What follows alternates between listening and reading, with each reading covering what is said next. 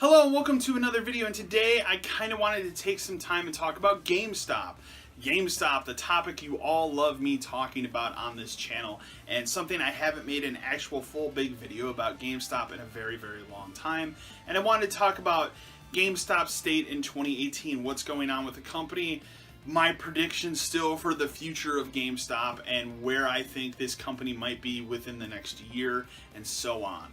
As you guys know, or maybe you don't know, GameStop just had their annual managers conference for the, however many years they've been doing this annual conference now, and I believe this year it was in Indianapolis. I could be wrong on that, or maybe it was in Ohio. It was somewhere in the Midwest for one of the first times ever.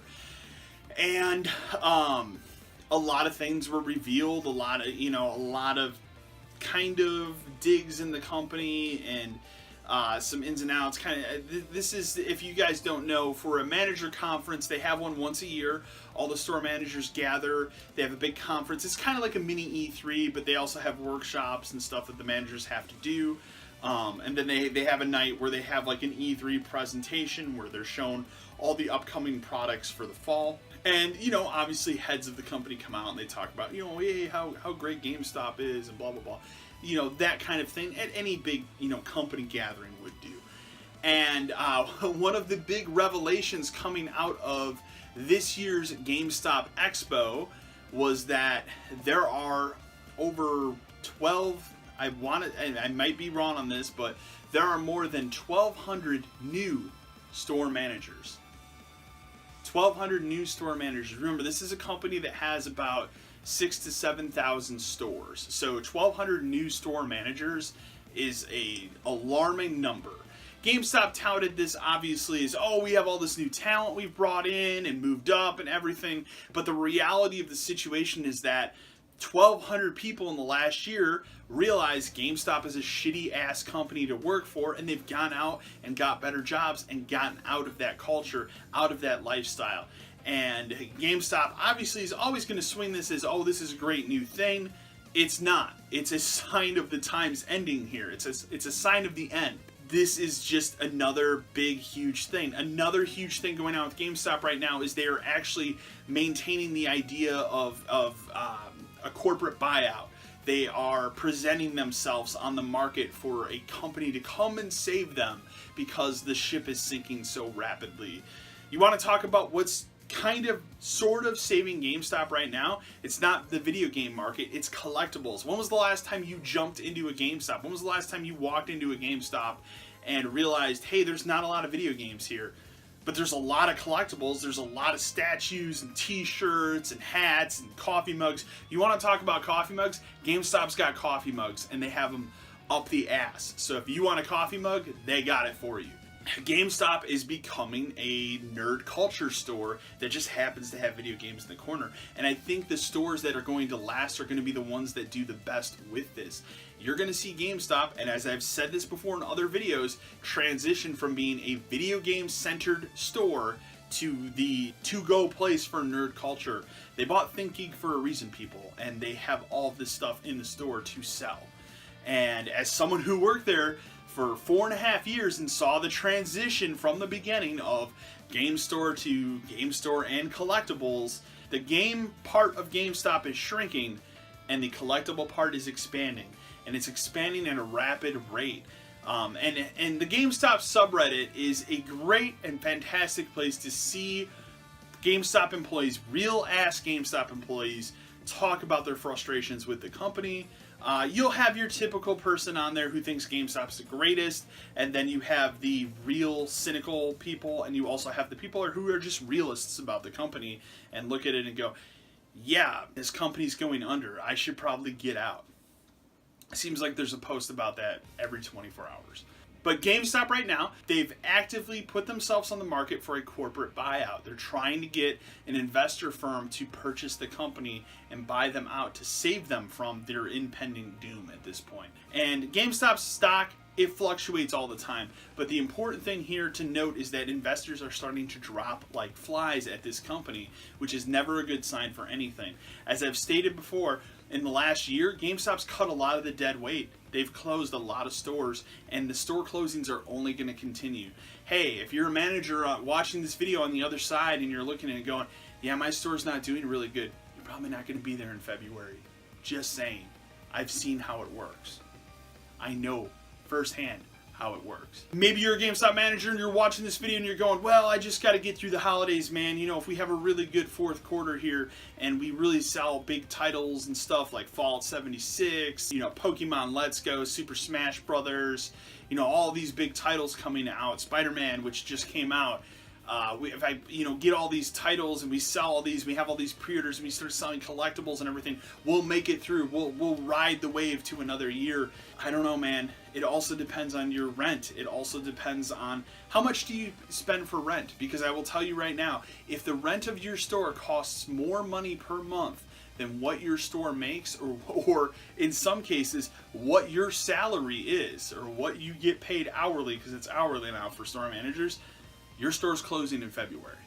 If that number is higher than what your store's, if your cost as a manager or your rent is higher than the monthly average of your store's closing in February. That's just how it is. That's where we're at with GameStop right now in terms of stores closing.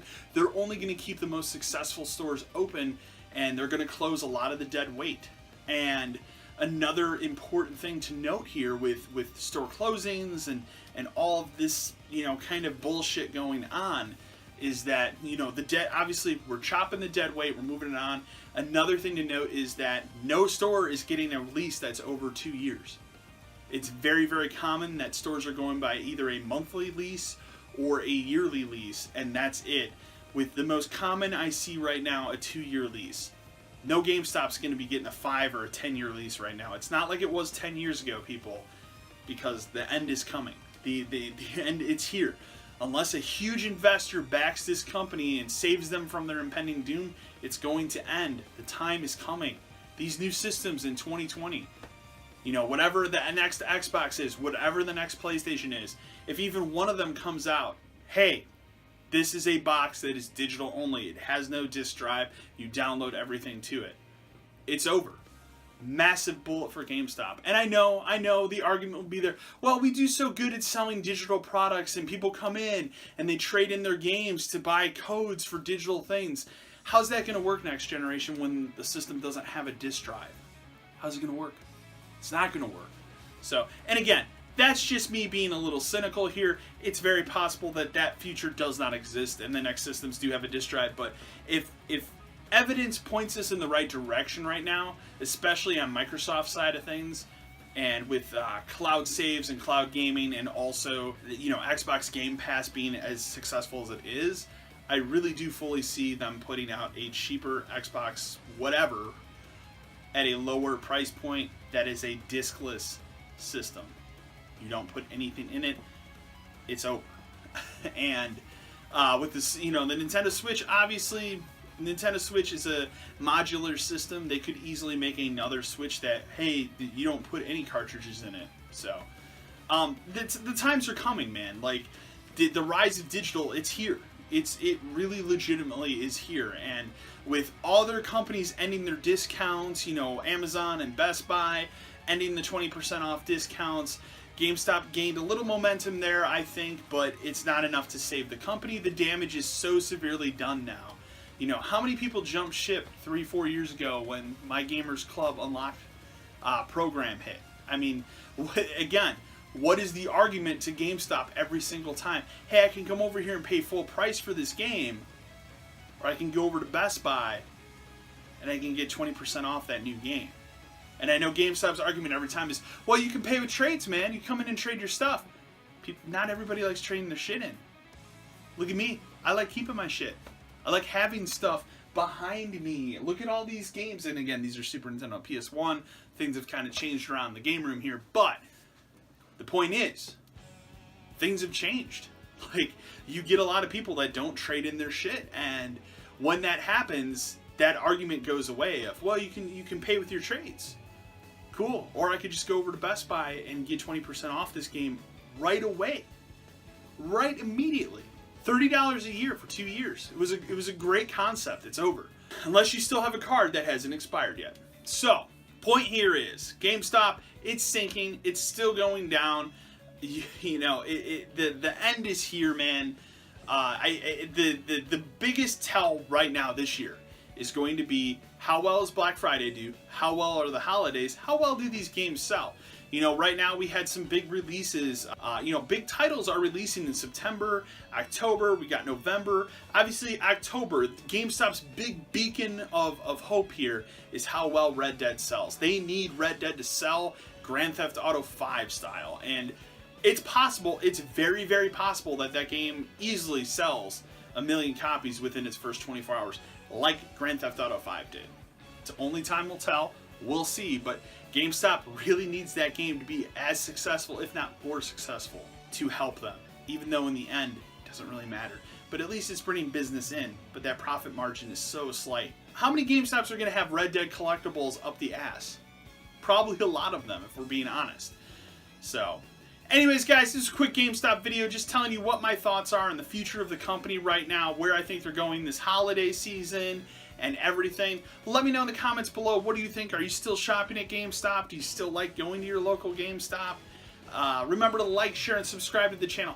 And as always, until next time.